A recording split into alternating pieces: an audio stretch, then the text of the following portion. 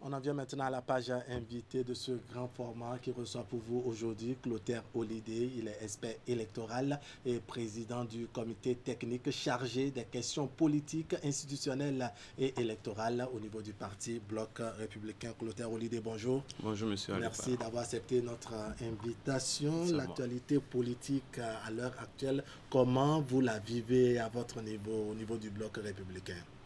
Merci, monsieur Alipara. Je voudrais commencer par dire que nous constatons au niveau du bloc républicain avec satisfaction que le processus électoral se poursuit.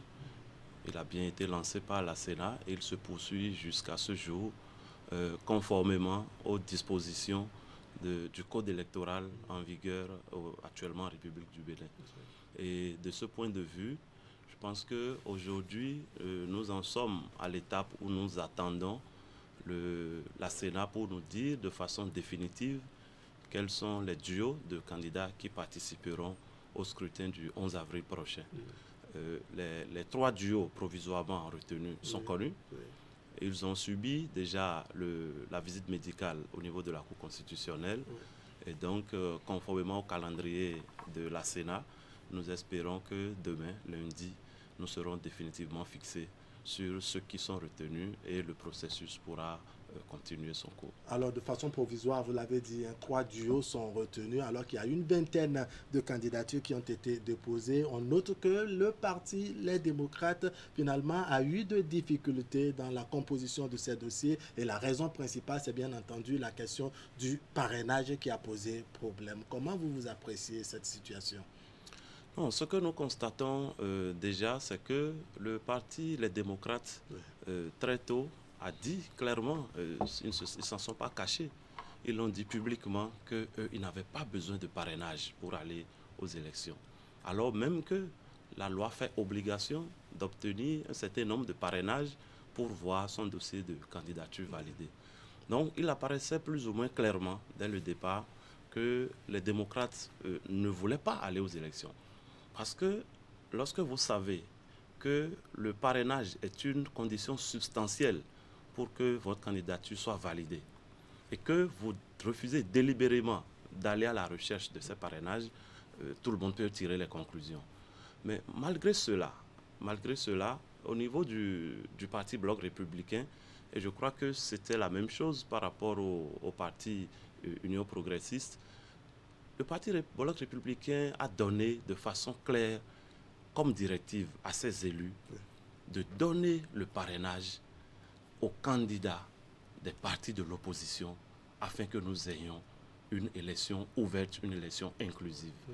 Parce que pour nous, au niveau du Bloc républicain, il n'était pas question que nous allions aux élections, à l'élection présidentielle, avec pour seul candidat le candidat que nous avons désigné. On risque même de ne pas avoir élection si on a un seul candidat. Non, il peut y avoir élection même avec un seul candidat, ce n'est pas interdit. Mais ce n'était pas, nous, notre option, et nous l'avons clairement signifié aux élus du parti, soyez ouverts, soyez disponibles pour donner le parrainage aux candidats des partis de l'opposition qui le souhaitent, puisque manifestement, au regard du contexte de 2019, eh bien, ces partis de l'opposition n'ont pas à eux seuls suffisamment de parrains pour pouvoir porter leur candidature. Mais dans certaines déclarations de l'opposition, on parle de confiscation des parrainages au niveau du Bloc républicain et de l'Union progressiste, bref, des principaux détenteurs du parrainage.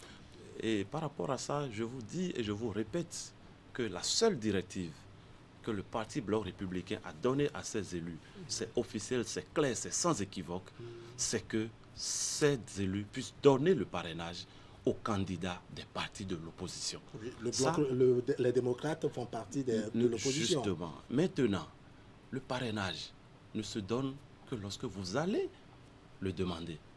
Voilà que ceux à qui nous voulons donner le parrainage, eux-mêmes disent « nous n'en voulons pas ». Alors à partir de ce moment-là, face à quoi se sont retrouvés les élus du Bloc républicain? Alors ils se sont retrouvés à attendre que des candidats, que ce soit des FCBE ou des démocrates, se portent vers eux pour solliciter les parrainages. Puisque les parrainages sont donnés par les élus et non pas par le parti. Donc ce n'est pas au parti d'aller donner le parrainage à qui que ce soit. À partir de ce moment, chaque élu étant détenteur de son parrainage, à titre individuel, avec sa signature. Les parrainages sont personnalisés. Je ne vois pas par quelle alchimie le parti pourrait confisquer des parrainages qui reviennent de façon individuelle à chacun. Tout ce que le parti avait à faire et qu'il a fait, c'est de demander aux élus, de donner aux élus la directive dont je viens de vous parler. Donner également le parrainage aux candidats de l'opposition pour que nous ayons une élection ouverte. Et je pense que c'est bien ce que nos élus ont fait, puisque vous vous rendez compte que les FCBE, qui n'avaient pas à eux seuls suffisamment de parrainage pour porter leur candidature, ont pu en avoir suffisamment. Ça veut dire que des élus de la mouvance, du BR ou de l'UP, leur ont donné des parrainages. Première chose. Deuxième chose, lorsque les démocrates disent « nous ne voulons pas du parrainage », le président du parti l'a dit, et vous l'avez entendu, que même si on le leur donnait, ils ne prendraient pas. Oui, ça c'est une déclaration à la face du monde, mais est-ce qu'il n'y a pas eu vraiment de démarche dans les coulisses au niveau de ces deux partis, du Bloc républicain et de l'Union progressiste? Vous savez, lorsque le parti a dit à ses élus, donner le parrainage aux candidats de l'opposition, il ne revient plus au parti d'aller chercher à savoir qui ont fait des démarches. Il revient aux candidats en question de faire les démarches vers les élus. Et je pense que, à moins que je ne me trompe, et ça je ne le crois pas, je pense que des candidats issus du parti, les démocrates, ont fait des démarches vers des parrains, des élus UP et BR. La preuve, lorsqu'on parle aujourd'hui du duo Kowe et Agossa, mais ces personnalités-là, elles étaient bel et bien membres du parti Les Démocrates. Elles étaient même vice-présidents de ce parti. Leur suspension ou exclusion n'est intervenue que bien après qu'ils aient obtenu les parrainages. Alors comment vouliez-vous que nos élus sachent que ces personnes, vice-présidents de leur parti, ne sont pas habilités à aller demander le parrainage s'ils estiment vouloir être candidats au nom de leur parti? Nous, on ne rentre pas dans la cuisine interne du Parti Les Démocrates. Alors, votre candidat... Maintenant, l'autre, oui, très rapidement, dont on a beaucoup parlé, je veux parler de la candidate Madougou, oui. Elle a peut-être fait des démarches aussi. Je n'en sais rien, je ne suis pas un élu. Mais si elle n'a pas pu obtenir les parrainages, qu'est-ce qui a pu motiver cela? Puisque je dis encore une fois, à cette étape-là, le parti n'intervient plus. C'est des discussions entre les élus et les candidats. Si elle n'a pas réussi à convaincre de la pertinence de sa candidature, on ne peut pas s'en prendre à d'autres personnes que à la candidate. Et moi, je me pose, au-delà de ce qui se dit, de ce que les différents protagonistes ont dit sur les chaînes, moi, je me pose quand même des questions au regard d'un certain nombre d'indices. Je parle d'indices. Le premier indice que je voudrais évoquer, c'est Mme Rekia Madougou. Pour ce que je sais, en tout cas pour l'opinion publique, n'était pas membre du Parti Les Démocrates. Alors, si elle n'est pas membre de ce parti, mais si elle est portée par le parti, encore faudrait-il que les élus le sachent. Encore faudrait-il qu'ils le sachent. Et peut-être même, pourquoi pas, que nous aussi nous le sachions. Donc, c'est comme si on l'a coopté au dernier moment pour dire elle sera notre candidate. Personnellement, ça me pose un problème. Premier indice. Deuxième indice. Mais tout le monde sait que Mme Madougou est conseillère du président d'un pays d'à côté. Oui. Mais est-ce qu'au jour d'aujourd'hui, vous avez la preuve qu'elle a démissionné de cette fonction-là? Mais est-ce que ça lui arrache la nationalité béninoise? Du tout, c'est pas ce que je veux dire. Mais lorsque vous êtes dans une posture comme celle-là, dans un pays étranger, oui, vous n'en avez pas démissionné, et que du jour au lendemain, de but en blanc, vous voulez diriger votre pays, ça me pose également un problème. Je vous rappelle qu'en 2011, oui, lorsque le secrétaire général national de notre parti, je veux parler du ministre d'État Abdoulaye Biotchane, a voulu se porter candidat, il a démissionné de son poste de président de la BOAD. Clairement, et tout le monde le savait. Mais ce n'est pas équivalent dans le schéma actuel. Non, ce n'est pas si différent. Parce que vous ne pouvez pas servir les intérêts d'un autre pays et dans le même temps prétendre vouloir diriger un autre pays. Alors, ça pose un problème. Dernier point que je vais évoquer, c'est que, vous le savez aussi, depuis 2011, ce n'est qu'il y a quelques semaines ou quelques mois que Mme Madougou s'est inscrite sur la liste électorale.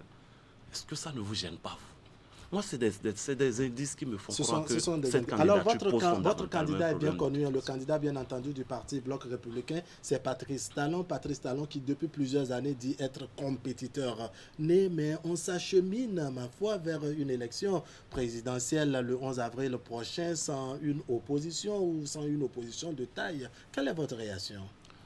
Vous savez, lorsqu'on parle d'opposition, il faut qu'on s'entende sur quelque chose. Qu'est-ce qu'on appelle opposition? Ce sont des personnes qui s'organisent et qui professent qui professent une alternative, une position alternative à celle du pouvoir en place. Ça veut dire que, à partir du moment où vous n'êtes pas de la mouvance présidentielle et que vous professez des opinions, des positions autres ou contraires à celles du gouvernement en place, vous êtes de l'opposition. Est-ce que vous voulez me dire que le duo Djemba-Ronkpé n'est pas de l'opposition? Les FCBE ont quand même fait une déclaration d'appartenance à l'opposition. Est-ce que vous voulez me dire que le duo Agossa-Kowe, précédemment vice-président du Parti des démocrates par ailleurs, et qui n'ont pas dit jusqu'à aujourd'hui qu'ils ont rejoint la mouvance, ils ne sont pas de l'opposition? Donc nous avons 3 duos en présence, dont un de la mouvance et 2 de l'opposition.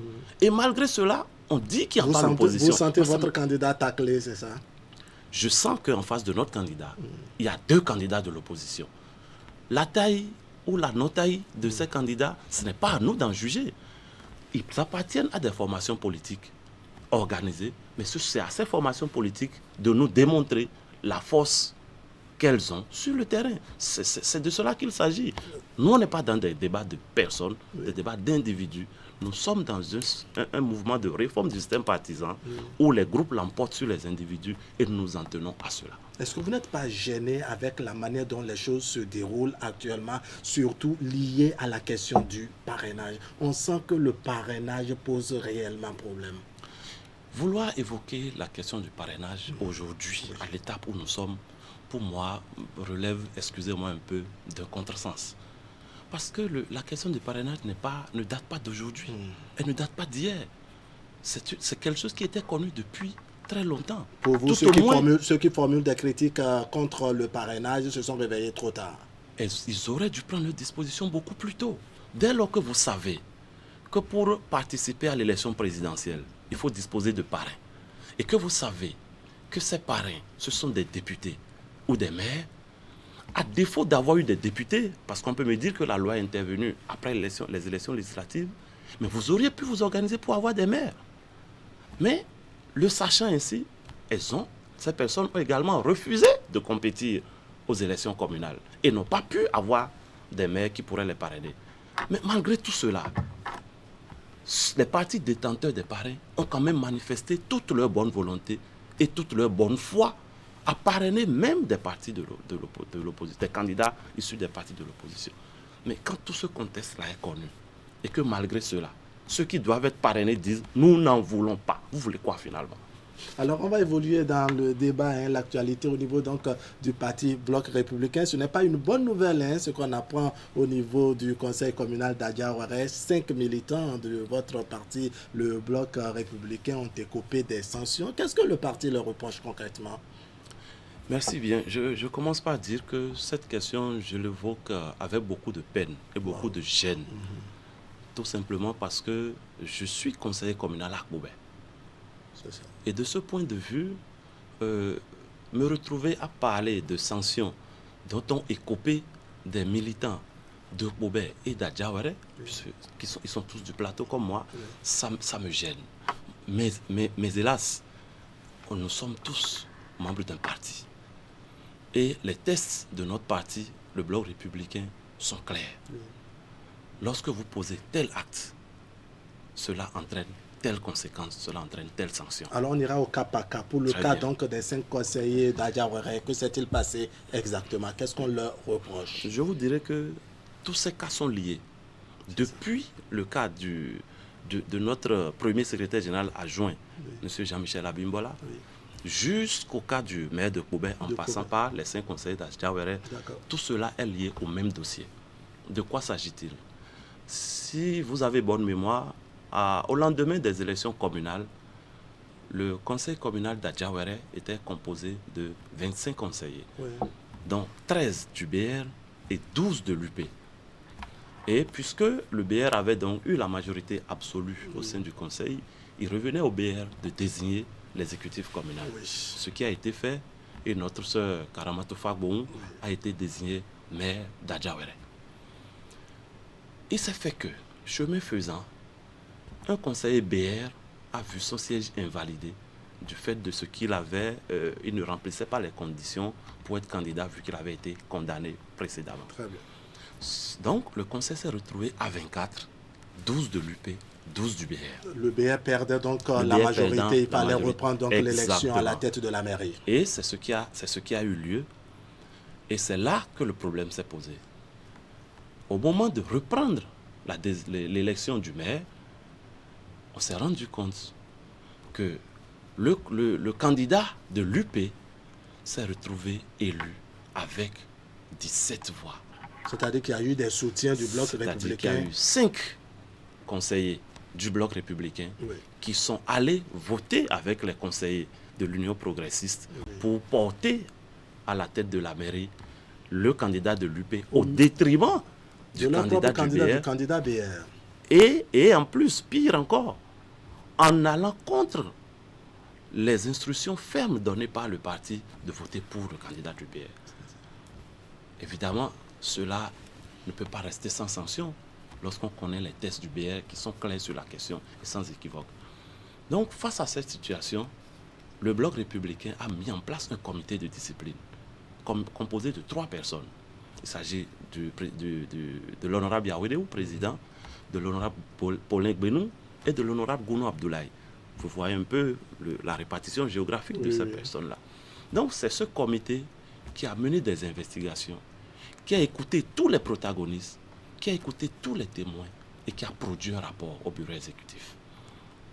Et de ce rapport, il ressort que les 5 conseillers qui ont voté avec les conseillers UP l'ont fait sous l'instigation de celui qui est la deuxième personnalité de notre parti, c'est-à-dire M. Jean-Michel Abimbola. Et il a été établi par la même occasion une complicité active du maire de Pobé. C'est ça. Et donc c'est ce rapport qui a été déposé au bureau exécutif. Et c'est sur la base de ce rapport que le bureau exécutif, puisque les tests lui en donnent le droit, le bureau exécutif a pris la décision concernant le ministre Jean-Michel Abimbola. Mais il s'est fait que les sanctions proposées à l'égard des autres, c'est-à-dire les 5 conseillers d'Adjawere et le maire de Pobé, sont d'un niveau qui dépasse la compétence du bureau exécutif. Donc il fallait attendre qu'un bureau politique statue sur la question avant de prendre une décision.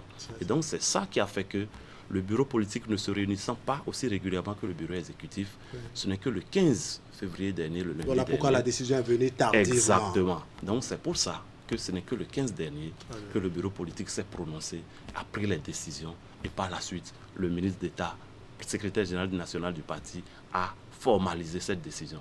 Donc ce n'est pas une décision qui est venue du néant, ce n'est pas une décision qui a été prise par le secrétaire général national du parti, contrairement à ce que d'aucuns disent, il n'y a aucun règlement de compte. Le maire de Pobé, l'actuel maire de Pobé, est propre d'une sanction en raison de sa part active dans ce qui s'est passé au conseil communal d'Adjawere. C'est exactement cela. Et ce qu'il faut retenir de cette situation, c'est qu'au niveau du parti, Bloc républicain, nos tests sont respectés et dans le fond, et dans la forme, et dans la procédure.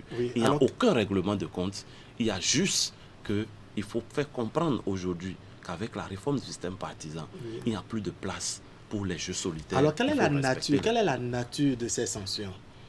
Eh bien, au niveau des conseillers d'Adjawere, je ne peux plus parler du ministre Jean-Michel Abimbola, puisque cela fait déjà longtemps. Il a été retenu à l'encontre des 5 conseillers communaux d'Adjawere une suspension d'1 an du parti et une inéligibilité de 10 ans. C'est quelque peu sévère, hein, cette sanction? Non, vous trouverez cette sanction sévère si vous ne prenez pas en compte un certain nombre de considérations. Je vais vous expliquer. Vous savez, ils sont conseillers, ils sont élus. Le parti ne peut pas leur arracher leur mandat. Donc, ils vont finir l'actuel mandat de 6 ans, quelles que soient par ailleurs les sanctions dont ils vont écoper. Donc, si on leur donne une sanction inférieure à 6 ans, c'est qu'il n'y a pas eu sanction. Est-ce que vous comprenez? Donc, c'est au-delà des 6 ans que la sanction peut avoir un sens réel. Et c'est pour ça que c'est aller à cette extrémité. Donc, ce n'est pas en réalité 10 ans d'inéligibilité, mais c'est 4 ans en réalité.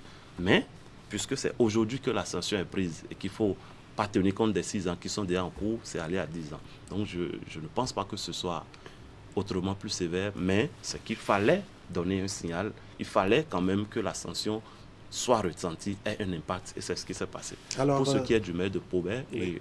Il a écopé d'un blâme. Oui.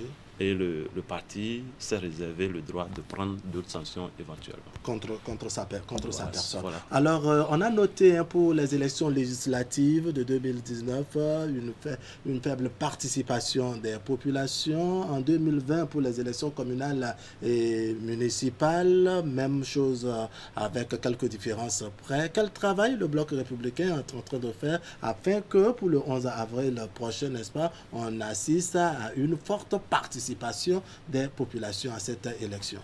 Merci bien. Je disais tantôt que le Bloc républicain est un parti très organisé, très structuré, avec les thèses qui sont respectées à la lettre.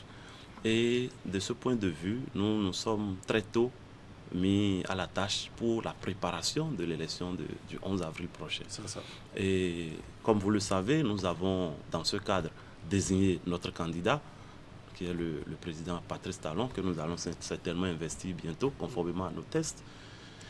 Par la suite, nous avons fait un travail de contribution au projet de société du candidat, puisque le projet de société n'est pas un projet de société du parti, mais plutôt un projet de société du candidat. Mais le parti s'est dit, quand bien même c'est un projet du candidat, le parti peut apporter sa part à l'élaboration de ce projet. Et donc, les différents comités techniques du parti, nous en avons 12, ont été très tôt commis à la tâche. C'est vrai, ces comités ont d'autres travaux qu'ils font, mais de façon expresse, il leur a été demandé d'élaborer des contributions du parti au projet de société du candidat. Ce que ces comités ont fait. Quel impact cela a sur les populations afin qu'elles sortent pour voter, afin qu'elles sortent pour voter massivement? J'en viens. Donc, le contenu de ce que nous avons élaboré et qui est déjà remis au candidat, s'il est pris en compte, parce que nous espérons qu'il sera pris en compte, même si ce n'est pas entièrement, ce contenu-là est fait de nature à susciter l'engouement des populations. Lorsque le projet sera sera officialisé, vous en verrez le contenu. C'est la première chose pour susciter la participation et l'adhésion. La deuxième chose, c'est que le parti Bloc républicain a lancé un processus qui est actuellement en cours de mise en place des structures de base du parti. Jusqu'au dernier village, jusqu'au dernier hameau, nous sommes actuellement en train de mettre en place les cellules du parti. Et ce sont ces cellules-là, c'est sur ces cellules-là que nous allons essentiellement nous baser pour ratisser le plus large possible.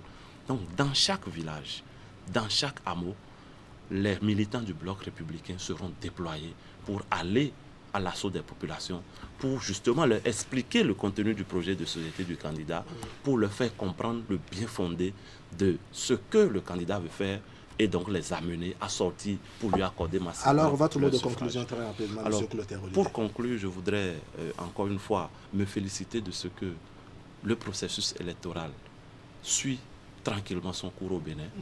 Je veux me féliciter de ce que, au niveau du parti Bloc républicain, nos élus ont joué leur partition et je voudrais rassurer tous les Béninois que le Bloc républicain ne prend aucune décision à l'emporte-pièce avant de prendre une quelconque décision, qu'elle soit en faveur ou contre X ou Y. Ces décisions sont fortement mûries, les tests du parti sont respectés et les procédures également. Il n'y a aucune chasse aux sorcières. Nous demandons massivement aux populations de sortir le 11 avril pour exprimer leur vote en faveur de notre candidat. Pour que Clotaire Olivier, merci. On n'est pas encore à la phase de campagne.